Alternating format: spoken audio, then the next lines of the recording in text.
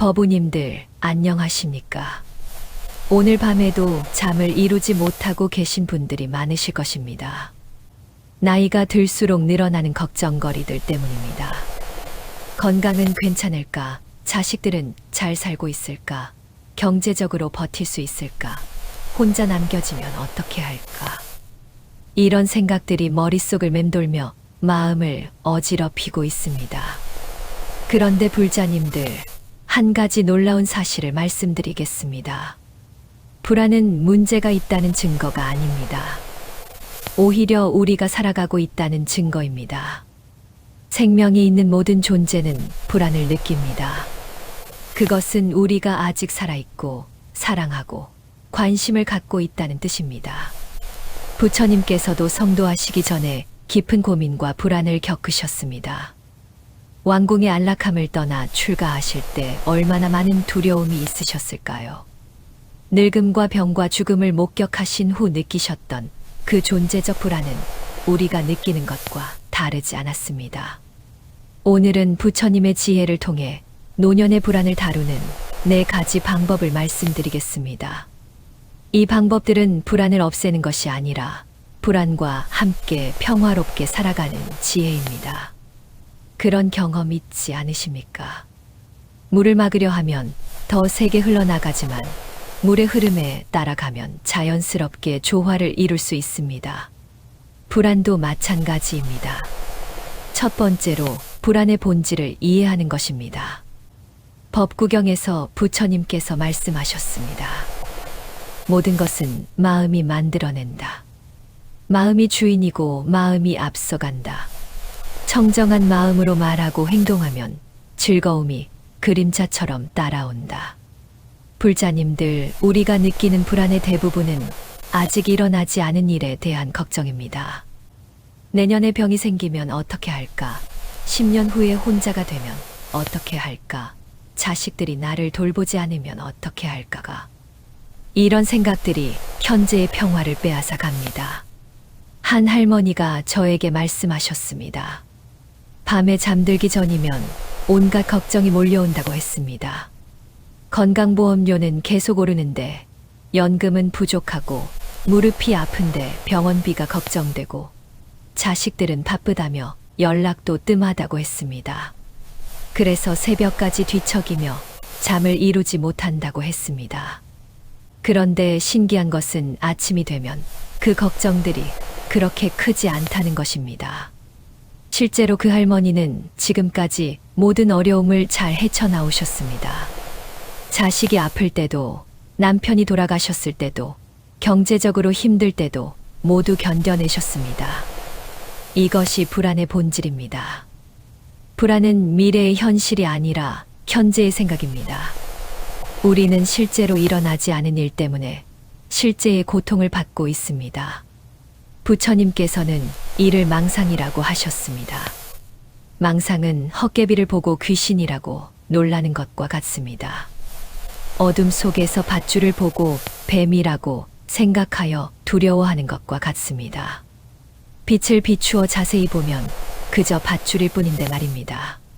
그렇다면 어떻게 해야 할까요? 무조건 걱정하지 말라고 할 수는 없습니다. 걱정은 자연스러운 마음의 작용이기 때문입니다. 대신 이렇게 해보십시오. 걱정이 일어날 때 그 걱정을 자세히 관찰해 보는 것입니다. 지금 이 순간 실제로 무슨 일이 일어나고 있는지 살펴보는 것입니다. 지금 이 순간 몸은 건강합니까? 지금 이 순간 숨을 쉬고 있습니까? 지금 이 순간 지붕이 있는 집에 있습니까? 지금 이 순간 따뜻한 옷을 입고 있습니까? 대부분의 경우 지금 이 순간은 괜찮습니다. 문제는 미래에 대한 상상 속에 있습니다. 현재로 돌아오는 연습을 하십시오. 호흡에 집중하고 발바닥이 땅에 닿은 느낌을 느끼고 주변의 소리를 들어보십시오. 두 번째로 무상의 지혜로 집착을 내려놓는 것입니다. 금강경에서 부처님께서 말씀하셨습니다. 모든 유의법은 꿈과 같고 거품과 같고 그림자와 같고 이슬과 같고 번개와 같으니 마땅히 이와 같이 관찰할지니라. 불자님들, 우리가 불안해하는 이유는 소중한 것을 잃을까봐 두려워서입니다. 건강을 잃을까봐, 가족을 잃을까봐, 재산을 잃을까봐, 지위를 잃을까봐 두려워합니다. 그런데 부처님께서는 이 모든 것이 본래부터 우리 것이 아니었다고 말씀하십니다. 우리의 몸도 빌려온 것입니다. 지금의 가족도 인연으로 만난 것입니다. 재산도 잠시 머물러 있는 것입니다. 이 모든 것은 언젠가 떠나갈 것들입니다. 그렇다고 해서 무책임하게 살라는 뜻이 아닙니다. 오히려 이 진리를 깨달으면 더욱 소중하게 여기게 됩니다. 영원히 가질 수 없기 때문에 더욱 감사하게 됩니다. 오늘 함께 있는 이 순간이 더욱 귀하게 느껴집니다. 어느 노스님의 말씀이 생각납니다. 제자가 물었습니다. 스님, 나이가 들수록 죽음이 두려워집니다. 어떻게 해야 할까요? 노스님께서 답하셨습니다. 너는 태어날 때를 기억하느냐? 아니요, 기억하지 못합니다. 그러면 죽을 때도 마찬가지일 것이다. 태어나는 것도 모르고 태어났는데 죽는 것을 왜 두려워하느냐? 이 말씀에는 깊은 지혜가 담겨 있습니다. 우리는 태어나기 전에도 존재했고 죽은 후에도 존재할 것입니다. 다만 형태가 바뀔 뿐입니다. 물이 얼음이 되고 다시 수증기가 되어도 물의 본질은 변하지 않는 것처럼 말입니다. 그렇다면 구체적으로 어떻게 실천할 수 있을까요? 매일 아침 일어나면 이렇게 생각해 보십시오. 오늘도 이 몸을 빌려 하루를 살아갈 수 있어서 감사합니다. 오늘도 가족들과 함께 할 수 있어서 감사합니다. 오늘도 부처님의 가르침을 들을 수 있어서 감사합니다. 그리고 저녁에 잠들기 전에는 이렇게 생각해 보십시오. 오늘 하루도 무사히 마칠 수 있어서 감사합니다. 내일 아침에 눈을 뜰 수 있다면 더욱 감사하겠지만 그렇지 않더라도 괜찮습니다. 이미 충분히 좋은 하루를 보냈기 때문입니다. 이렇게 감사와 함께 하루하루를 보내면 불안이 줄어듭니다. 집착이 줄어들기 때문입니다. 잃을 것이 많다고 생각하면 불안하지만 이미 충분히 받았다고 생각하면 평안해집니다. 세 번째로 자비심으로 외로움을 달래는 것입니다. 화엄경에서 말씀하신 바와 같이 모든 중생이 다 부처가 될 수 있는 불성을 가지고 있습니다. 일체유심조, 만법유식이라 하여 모든 존재가 하나로 연결되어 있습니다. 노년의 가장 큰 불안 중 하나는 외로움입니다. 배우자가 먼저 떠나가고 친구들도 하나둘 세상을 떠나고 자식들은 바쁘게 살고 있습니다. 혼자 남겨질까봐 두렵고 아무도 나를 돌보지 않을까봐 걱정됩니다. 그런데 부처님께서는 우리가 결코 혼자가 아니라고 말씀하셨습니다. 모든 생명이 서로 연결되어 있고 의지하고 있다고 하셨습니다. 우리가 숨쉬는 산소는 나무가 만들어준 것이고 우리가 먹는 음식은 농부가 키워준 것이고 우리가 입는 옷은 누군가가 만들어준 것입니다. 보살님들, 잠시 눈을 감고 생각해 보십시오. 지금 이 순간에도 전 세계에 얼마나 많은 사람들이 여러분과 같은 마음으로 살아가고 있을까요? 아픈 몸을 이끌고 병원에 가는 할머니, 경제적 걱정으로 잠 못 이루는 할아버지, 자식 걱정으로 마음 졸이는 어머니들.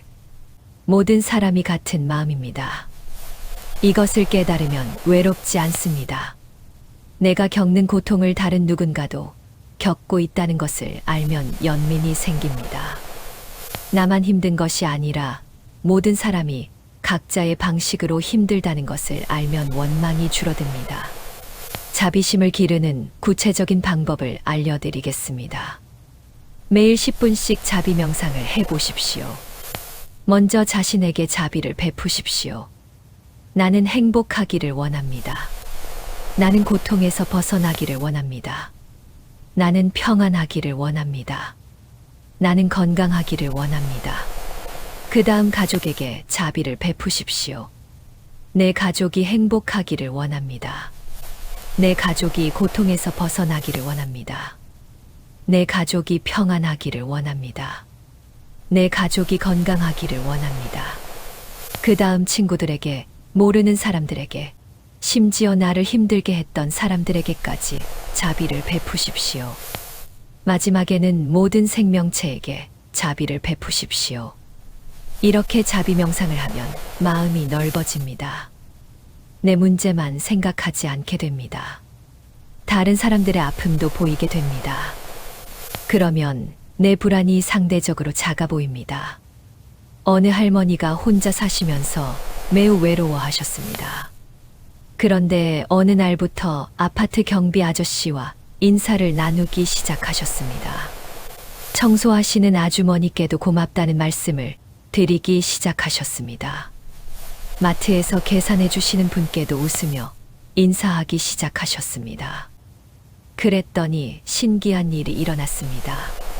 사람들이 먼저 안부를 물어보기 시작했습니다. 경비 아저씨는 택배가 오면 문자를 보내주시고, 청소 아주머니는 혼자 사시는 걸 걱정해 주시고, 마트 직원분은 할인 정보도 알려주셨습니다. 이것이 자비심의 힘입니다. 내가 먼저 다른 사람을 걱정해주면 다른 사람도 나를 걱정해줍니다. 내가 먼저 관심을 보이면 다른 사람도 관심을 보여줍니다. 네 번째로 수행으로 마음의 근력을 기르는 것입니다. 육조 해능 대사께서 말씀하셨습니다. 보리본무수요하처고리 진심즉수 원제번 뇌즉보리. 보리에는 본래 나무가 없고 어디에서 티끌을 구하랴. 본래 한 물건도 없는데 어디에 티끌이 붙으랴. 불자님들, 우리의 마음은 본래 맑고 깨끗합니다. 다만 구름이 해를 가리는 것처럼 망념과 불안이 본래 마음을 가릴 뿐입니다. 수행은 이 구름을 걷어내는 것입니다. 몸의 근력을 기르려면 꾸준히 운동해야 하는 것처럼 마음의 근력을 기르려면 꾸준히 수행해야 합니다. 마음의 근력이 강해지면 불안이 와도 흔들리지 않습니다. 바람이 불어도 뿌리가 깊은 나무는 쓰러지지 않는 것과 같습니다. 가장 기본적인 수행법은 염불입니다. 나무 아미타불, 나무 아미타불. 이 거룩한 부처님의 이름을 염하는 것만으로도 마음이 안정됩니다. 불안한 생각이 일어날 때마다 염불을 하십시오. 처음에는 효과가 없는 것 같아도 계속하시면 분명히 변화가 있을 것입니다. 또 다른 방법은 호흡 수행입니다. 들숨과 날숨에 집중하는 것입니다.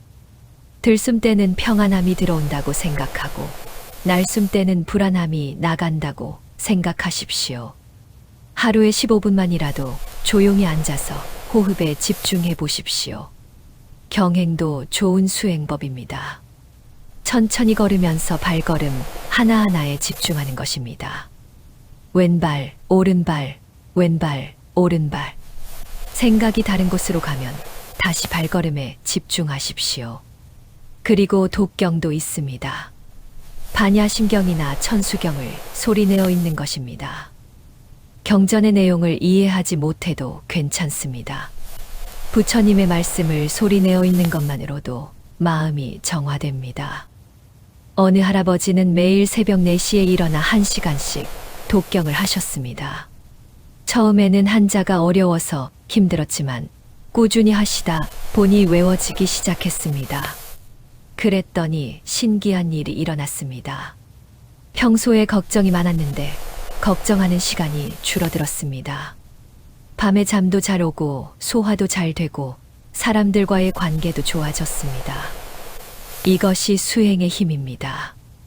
꾸준히 하면 마음이 단단해집니다. 작은 일에 동요하지 않게 됩니다. 문제가 생겨도 침착하게 대처할 수 있게 됩니다. 수행할 때 주의할 점이 있습니다. 완벽하게 하려고 하지 마십시오. 중간에 잡념이 일어나는 것은 자연스러운 일입니다. 잡념이 일어났다고 자책하지 말고 그냥 다시 수행으로 돌아오십시오. 또한 너무 욕심을 내지 마십시오. 하루에 몇 시간씩 해야 한다고 생각하지 마십시오. 하루에 10분이라도 꾸준히 하는 것이 한 번에 몇 시간 하는 것보다 낫습니다. 무엇보다 즐겁게 하십시오. 억지로 하는 수행은 오래 지속되지 않습니다. 부처님과 대화한다는 마음으로, 마음을 청소한다는 마음으로 즐겁게 하십시오. 법우님들, 오늘 말씀드린 4가지 방법을 정리해 보겠습니다. 첫 번째, 불안의 본질을 이해하여 현재 순간으로 돌아오기. 두 번째, 무상의 지혜로 집착을 내려놓기. 세 번째, 자비심으로 외로움을 달래기. 네 번째, 수행으로 마음의 근력 기르기. 이 4가지를 실천하시면 노년의 불안이 완전히 사라지지는 않더라도 분명히 줄어들 것입니다. 불안과 평화롭게 공존할 수 있게 될 것입니다. 오늘 이 영상이 도움이 되셨다면 좋아요 버튼을 눌러주시고 댓글로 여러분의 경험도 나누어 주십시오. 다른 분들에게도 도움이 될 것입니다. 마지막으로 모든 중생이 불안에서 벗어나 진정한 평안을 얻기를 발언합니다. 여러분의 하루하루가 부처님의 자비 속에서 평온하시기를 기원합니다. 나무아미타불 관세음보살.